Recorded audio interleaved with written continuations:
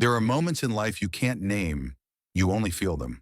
No sound, no obvious signs. Just the air around you suddenly felt heavier, time slowed. Like the universe has just inhaled and hasn't exhaled yet. In that stillness, something starts to move. Not on the outside inside you. You sense it though you can explain it. A stirring, a recurring dream, a song that plays at just the right moment, a stranger's glance that makes your heart tremble for no reason. Jung called it synchronicity, those sacred coincidences, a whisper from the unconscious telling you that something profound is about to happen. It's not random, it's ritual. Picture this, you walk into a coffee shop you've never been to for no particular reason. You choose a seat by the window, sunlight spilling over the page of your book. Then someone walks in, not someone who draws attention, no fuss, no fanfare. But when they glance your way, something ancient inside you stirs and trembles. It's not memory, it's recognition.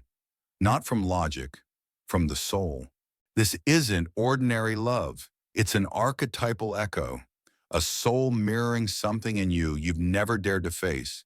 Carl Jung once wrote, "We meet ourselves time and again in 1,000 disguises on the path of life. The important people don't come to complete you, they come to awaken you." Are you in a phase where your soul feels restless, where things that used to bring you joy now feel hollow? You don't connect the way you used to with old friends, old conversations. That's not getting lost, that's realigning. It's a sign your soul is clearing space inside to welcome something or someone. In this video, you'll discover 4 subtle signs that you're about to enter a meeting, not just life-changing, but soul restructuring. Signs that seem random but under Jung's light are archetypal clues, a secret map guiding you back to yourself. Because some souls don't come to love you gently. They come to shatter the illusions you're holding on to and finally open the door that leads to your true self. Before someone enters your life as a turning point, your soul is already the quiet prophet. Not with words, not with logic, but through subtle signals. You wake in the middle of the night with a sense that your heart is calling out for something, though you don't know what. You feel like something familiar inside you, like a house you've always known, is being rearranged, not by your hands, but by a wisdom far deeper than your own. Carl Jung once said that all true transformation begins in the unconscious. Before someone arrives, before the story begins, even before you're aware you're changing, your soul has already started to open. You might feel out of sync with people who were once close. Conversations that used to excite you now feel hollow. Everything familiar, your job, your surroundings, even your current partner, suddenly feels distant, like your soul no longer belongs there. This isn't depression. It's the retreat of your old self making room for what's about to come. Like cleaning out a room not because it's dirty, but because someone new is about to move in. You might suddenly recall an old flame you thought you'd forgotten, a childhood wound, or a dream that once made you cry when you were 10. These memories don't come back to torment you. They come back to ask, are you ready to face them with the eyes of someone who's grown? In Jungian depth psychology, this is known as the activation of unconscious material, when buried memories, images, and past wounds rise like restless spirits seeking release, not to break you, but to make you whole. We're often taught that unease is a sign something's wrong. But in analytical psychology, inner unrest can be the first tremor of transformation. It's like retuning a musical instrument. At first, the sound is off, discordant, but it's a necessary tension for clarity to follow. Your soul works the same way. Before someone enters, your soul must first resonate with its true note.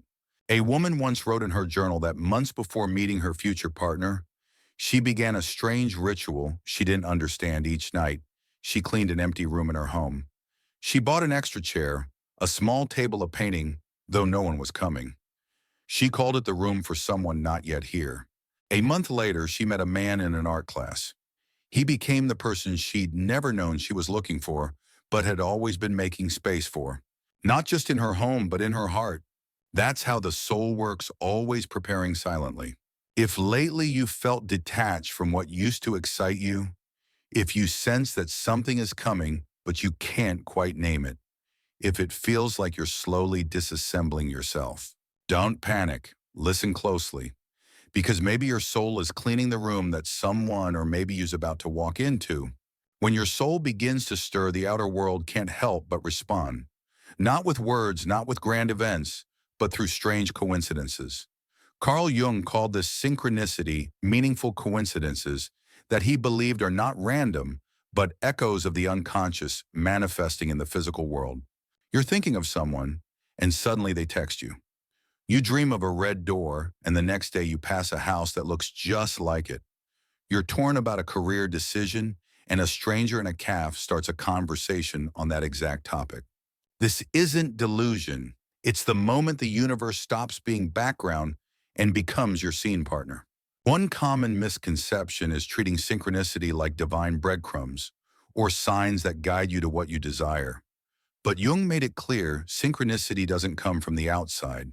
It's the effect of something awakening within a level of the unconscious, sending messages through symbols, events, and a sense of knowing without knowing why. Remember, synchronicity doesn't just lead you to that person, it leads you to the version of yourself who's capable of truly meeting them. Because if your soul isn't ready, you might walk right past them without even noticing. Are you finding yourself fixated on a number, an image, or a word that keeps showing up? This is the unconscious speaking in the language of symbols, like a dream leaking into waking life. Jung once told the story of a patient who dreamt of a scarab beetle, and during therapy, a real beetle of the same kind tapped at the window. For him, it was a sign that the patient's inner world had aligned with the symbol of healing. When symbols begin to repeat, don't just look for logical meaning. Feel them. Ask yourself, what emotion is traveling with this symbol? A man once shared that for 3 nights in a row, he dreamed of losing an old gold ring, a ring he had never seen in real life. On the 4th day, he visited a vintage shop with a friend. Among the piles of jewelry, he saw the exact same ring from his dream. When he touched it, something in his heart clenched and then softened.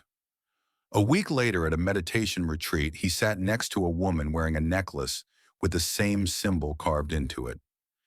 Their story didn't begin with sparks, but with something ancient. I feel like I've known you from somewhere. They didn't fall in love because of the ring, but the repeating symbols helped them recognize each other. Jung called this archetypal alignment not luck, but a resonance made possible by a soul that had prepared deeply enough. You don't have to believe in mysticism to experience synchronicity. You just have to pay attention. Write in a journal, especially the strange random moments. Note your dreams even if they're fragmented. Take photos of symbols that keep appearing. Listen not just to events, but to the emotions behind them. Because synchronicity isn't a voice, it's an echo. And to hear an echo, you need inner stillness. Have you been noticing repeating symbols? A word, a name, an image that keeps circling back. Do you feel like the world is watching you back, whispering something? If so, don't rush to interpret. Let your heart feel, because maybe you're getting closer to a meeting that isn't about love, but about rebirth. Here's something rarely said aloud. The soul doesn't prepare you for love by making you better. It prepares you by making you more honest with yourself. Before you can meet someone who truly sees you, you have to learn how to see yourself without looking away. You might suddenly feel anger for no clear reason. You might cry over something small or feel ashamed when you realize you still fear being abandoned, even though you thought you'd outgrown it. This isn't backsliding, it's a rite of passage. Carl Jung called this shadow work, working with the parts of yourself you don't want others to see and don't even want to see yourself. But only when you face them can the light pour in. Jung once wrote, "Until you make the unconscious conscious, it will direct your life and you will call it fate." In other words, as long as you haven't owned the parts of yourself you've disowned, they'll quietly shape your choices, your relationships, your heartbreak, and keep repeating old wounds. So the person you're about to meet, the one who awakens you, isn't just someone you're drawn to. They reflect the exact part of you that you're finally learning to accept, the part you once feared, denied, or hid. In this phase, you may crave solitude, not out of loneliness, but because deep inner work is happening. You begin to ask old questions with new eyes. What do I truly need in a relationship? Who have I blamed and what was my part? What within me has never been hurt even by me? This is a process of inner rebirth. Before a resonant soul can arrive, you must create an energy field not born of fear, but of truth. A woman shared that for 3 months she dreamt often of a man she didn't know. He never spoke, just looked at her with eyes that seemed to know everything she'd ever tried to hide. In the dream, she felt exposed, yet deeply loved. She said, I woke up crying, not from fear, but because I had never looked at myself with that kind of compassion. 3 months later, she met a man in real life. He didn't look like the man in her dream, but the feeling was the same. He didn't heal her, but he wasn't afraid of her broken parts. Jung would say that wasn't the soul she was searching for. That was the soul she'd become ready to see. Write down uncomfortable feelings you often suppress: jealousy, sadness, guilt. Ask, where did I learn this, to understand it's not a flaw, but a product of your journey. Don't judge, just observe. Create a healing space, writing art, meditation, therapy, to listen to the parts of you that have never been heard. Because the people who touch your heart the deepest are often the ones who reflect the part you once rejected most. Have you felt like you're slipping backward instead of growing? Are old emotions coming up again? Strange dreams, past memories, heightened sensitivity. Remember, this is not disorder. This is your soul preparing for a real meeting. Because only when you stop hiding can the right person finally recognize you. After the waves of emotion, the strange dreams, the uninvited memories, a stillness begins to settle in you. Not the kind of false peace we create to avoid pain, but a quiet with weight, a strange sense that something is approaching. No butterflies, no guesses, just a deep knowing beyond the mind. You stop searching for someone, not because you've given up hope, but because you've started touching a version of yourself that no longer needs to be proven. You no longer crave to impress. You no longer need validation. Love is no longer a reward, becomes a natural result of coming home to yourself. Carl Jung called this the emergence of the self, when the ego steps aside and the greater self steps into the light. Not as an idea, but as a living, breathing experience. Jung once said, we don't find love, we become it. Many believe that once they're more put together or confident, love will finally arrive. But that's still based on conditions. True love appears not when you're fixing your lack, but when you start living from fullness. And in that space, there's nothing you need to attract. You simply show up and the right person recognizes you as if they've been waiting a long, long time. A man shared that after years of heartbreak, he stopped dating altogether. He stopped searching. He chose to simply be with himself. He learned to sit in silence, forgave his former selves, and genuinely fell in love with his own undistracted presence. One day he was at a cafe reading alone. A woman sat next to him, also reading. No eye contact, no conversation. But he said, in that moment my soul exhaled. I didn't need to start anything. I just needed to open. A few days later they crossed paths again. The rest was history. Love isn't always loud. Sometimes it begins with a silence neither wants to break. If you find yourself becoming quieter, lighter, less attached to ideas of what love should be, if you're at ease simply sitting with yourself without expecting anything magical to happen, that's not giving up, that's alignment. You've tuned into yourself so deeply that no one has to complete you, and only then can someone truly meet you. Not to fill you, but to reflect you. Stop asking, when will they come? Instead ask, who have I become? Practice presence, walk without headphones, eat without distractions, talk without needing to control. Listen to that quiet inner knowing that's the voice of your soul. You don't need to do more. You just need to go deeper. Have you been feeling peaceful? For no clear reason, no longer rushing. Accepting that even if no one comes, you are still whole. If so, maybe you've journeyed through enough pain, enough shadows, enough illusions, to finally stand at the threshold of a meeting that isn't fate but resonance. They won't arrive like a knock on the door. They'll arrive like a pause between two breaths, and you'll recognize them, not with your mind, but with that quiet part inside you whispering, finally, I'm ready to be met. Some encounters in life can't be planned. They don't come from effort, and they don't arise from expectation. They appear as if your soul sent a quiet signal into the world, and someone somewhere heard it. Carl Jung once wrote, We meet ourselves time and again in 1,000 disguises on the path of life. That means each person you meet, especially the one who stirs something deep in your heart, is a reflection your soul once knew, once forgot, and is now calling back. No one truly finds love while running from themselves. Love isn't a reward for the strong. It's a response to those brave enough to face their own shadow. The one who moves you deeply won't do so because they're perfect or charming, but because they awaken a forgotten part of you that's been quietly waiting. Not ready to love like it's a checklist, but truly ready.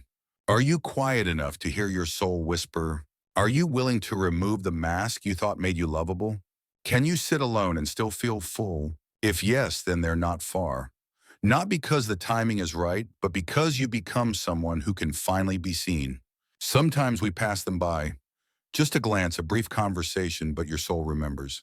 Because resonance doesn't come from the eyes. It comes from somewhere deeper where the mind can't reach, but the heart remembers. Maybe you're about to meet them, or maybe you're about to meet yourself more truthfully, more clearly, without regret. If you're on this path, if you've been sensing subtle signs, strange dreams, deep shifts inside, leave a comment in listening to my soul, because maybe just by naming it, you'll open a door for yourself, or for someone who needed to see themselves in your words. You won't need to convince them to love you. You won't need to try to attract them, because they're not here to be owned. They're here to remind you. You've always been yourself, and that has always been enough.